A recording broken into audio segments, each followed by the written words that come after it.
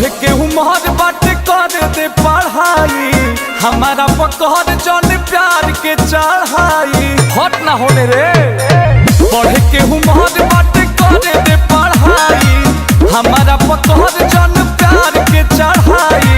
हमके बिगड़ बेटिकारी करे जा सुना हम को आज मांगे तू को आज चलो करदा कबार। आए हाय रे हमर भर दुलारे, आए हाय रे चलो करदा कबार।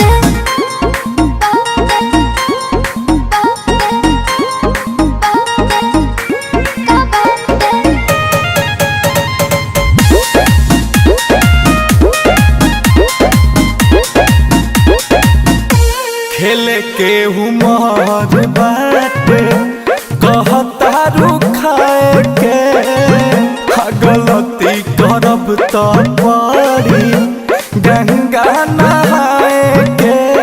बात के बुझो जानो तारो नो बाकी छोड़ भुला छोड़ा सोना भेज ना भेज आज खाना। कहते बिगाड़ चाहता रे, हम को आज मांगे तू को रे चलो करदा कबार। आए हाय रे हमर भर दुलारे, आए हाय रे चलो करदा कबार। चलो हे करे जा